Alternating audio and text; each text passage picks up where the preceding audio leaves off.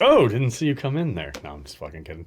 Uh, so today is Saturday the 13th, but tomorrow, the day assuming we're going to actually post this video, is August 14th, which is actually my birthday.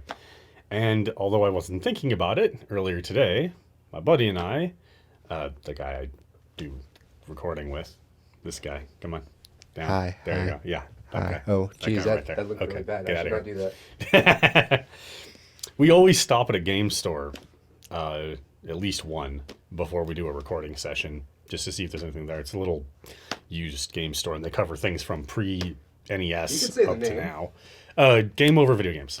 They're originally from Texas, and they now have two stores up here in Washington State.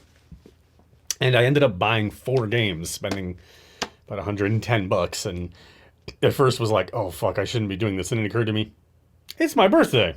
Screw it. I'm going to splurge a little bit. So, we thought, hey, it'd be kind of fun. Those picks videos or whatever they're called, where you're like, oh, I went and found a bunch of shit out of whatever, and I'm going to show them off because it's related to what I do on my channel. Well, I bought video games. It's related to what we do on our channel. In fact, we will most likely be playing one of these at some point. At least one. At least one of these, because it's pretty cool. I'm going to start with, I'm going to go in order of what I think is most interesting. I picked up 4 games. 3 of them were Stibilu. Yep. 3 of them are for the Wii, and one's for the PlayStation 2. And my collection reflects that like that. I have a lot of Wii games, a lot of PS2 games, a lot of GBA games, and then not a lot of NES or Super Nintendo games. A moderate amount of PS1 games, very few Xbox and 360 titles. Yeah, I don't know. I have a very eclectic collection. You can check it out my backloggery if you are saucy. Okay, so first game for the Wii is Octomania. Primary reason I bought this one wasn't because I was like, oh, I've been looking for that. I actually kept pulling it off the shelf at the store over and over, going, is this something interesting? And it wasn't. I mean, it's not interesting. The main thing that actually pulled me to it was when we realized it was published by, I wonder if I can do this without massive glare. No, I can't. Okay. It was published by Conspiracy Games. I think that Conspiracy Entertainment. They published one of our favorite playthroughs that we've done so far. One of my favorites, Hidden Invasion. They've published a lot of completely not amazing games. This random thing they published, however, was developed by Idea Factory. And nowadays you would know them as the people who make Hyperdimension Neptunia and a bunch of other surrounding RPGs that aren't Hyperdimension Neptunia but are like testing grounds for the stuff they eventually use in Hyperdimension Neptunia. It's basically just a matching game. They call them, yeah, like a match 3 style game. I'm going to read the back. It's just another day in Lanropia, and Kari, an apprentice magician, decides to summon up some of her favorite treat, takoyaki. But instead of delicious takoyaki appearing, a shower of colored octopi rain down from the sky. A guardian angel appears and informs Kari that she must rid Lanropia of the octopi. Now she must embark on a journey to find the Prince Exaltus. Surely he will know what to do. So yeah, pretty silly shit. What's really funny, however, is this actually utilized the Nintendo Wi-Fi for the Wii to play with people over the internet. Obviously not going to be able to use that anymore. That's long out of use. So yeah, that was the first game. Second game, this is one I was actively looking for. I always liked Marble Madness when I was a kid. This is Marble Saga Kororimpa. And despite having a very Japanese part of its name, it's actually from Hudson. Published by, actually I think it's just developed and published by Hudson, who are actually an American company. And I figure most people probably know that, but I'll clarify anyway. And it's like a Marble Madness style game, but modernized. There's a lot more going on. Obviously, the graphics are, a lot more than you'd remember from the old Marble Madness cabinet.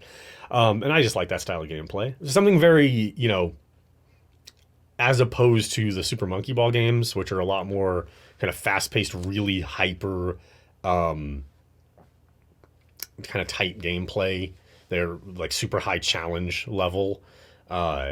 This is more like marble adventuring. Kind of remember those old like all wood boards where you try to get marble from one end to the other. I used to have those. I really love those. Oops, why I wanted the game. Let's see. Face treacherous mazes, use awesome gadgets, and balance the world, literally, to help Anthony the Ant reach the golden sunflower. Fun fact, this actually can use the Wii balance board to play the game, and I'm definitely going to try that at some point. I'll need to actually get a balance board. But I thought that was pretty great when I saw that was thing. It also gets up to 4-person multiplayer, which is, that's really cool. Local multiplayer is something that's always a big plus for me. Yep, that was the second game. This one I picked up, this was kind of funny. I kept plucking this off the wall like the Octomania one and not thinking much of it, but I also never read the back of it. Recently, however, this game got released on Steam? Yeah, for PC. Because it's from Xseed, and Xseed's been exploding lately with their releases, and especially PC releasing of stuff. This is Little King's Story for the Wii. This is the original version, not the the new HD version. Obviously, I just explained that. Developed by Marvelous Entertainment, published by Xseed. However, like I said, I kept pulling it off the shelf and not thinking much of it when I'd look at it, and then I read the back one time. Literally just read the kind of little few word blurbs under the pictures. And so, in order, it's good to be the king, expand your kingdom, conquer other lands, work your happy little subjects to death. Yeah, that caught my eye, and I became a little bit more interested because apparently the tone of the game isn't as cutesy as it looks. Love that light glare that I keep getting in all my face-to-camera videos. Let's see here. One day, a timid boy discovers a mysterious crown and suddenly finds himself a king. Use your newfound power of persuasion to charm, coerce, or just force the citizens of your kingdom to do your bidding. Find treasure, slay dragons, and expand the boundaries of your kingdom as you march towards your goal of absolute domination of the known world. Damn. Okay, now I was just going through the bullet points. And the last one is, choose your one true love from 7 princesses. Woo them by catering to their every whim, or just close your eyes and pick one at random. So, nailing the tone there pretty well. The last one's the big one. This was the one. I saw this, and I actually put another Wii game I was looking to buy back on the shelf. That was a $10 game. This was a $50 game. Some people may know this one, in fact. Rad Robot Alchemic Drive for the PlayStation 2 from Enix before they merged with Square. In 2003, it should say somewhere on here. 2002, actually. So they had to have combined with Square after 2002, presumably. This is pretty great. I've been looking for this one for a while. I was super stoked that they had this, and decided to drop the money on it. Wield a powerful remote control unit and take command of a 120-foot-tall, fully armed, transforming Mega Knight Titan. Crush anything in your path and smash your way to victory. A unique control mechanism simulates remote control of huge robots, destructible environments, incredible sense of scale. Split-screen mode for 2-player robot bashing. R&D system enables customization of robots. There is basically not one sentence on the back of this I don't love. I love giant robot games. I love games that make you feel like you're piloting a giant robot, not like you are the giant robot, which is one of the reasons I love Armored Core. Destructible environments, actually feeling like you're large, and not just that everything else is, scale model that you're busting up for a movie.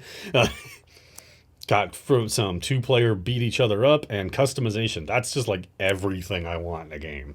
That's awesome. This is the one that we are definitely at some point going to play. Because my buddy, he's already played a little bit of it. And he confirmed, you heard good things. You heard them for a reason. It's a good game. It's a lot of fun. And so I cannot wait to tear into this one at some point. It's really funny, the box art here, if I can kind of... Yeah, the Japanese box art was way different. Oh, yeah, and I'm sure it was, because if you see that box art, that's definitely a Western art style. What's fun is then you pop the game open and look at the manual, and you get, oh, hey, a proper anime art style that was most likely, the proper official art for the game done by the game's character designer, whose name is prominently displayed on the back of the box. Character designs by Toshihiro Kawamoto. Now, I don't know the name off the top of my head, but the art style on these characters looks very familiar. So I'd be willing to bet that I do know that person's work to some degree. So yeah, that was quite An unexpected haul should be a parody of Lord of the Rings. An unexpected haul of video games. But yeah, this was my birthday present to myself, essentially, was to pick these games up. So yeah, definitely gonna be playing that in the future of this channel. Definitely. Because giant robots, man. Giant robots.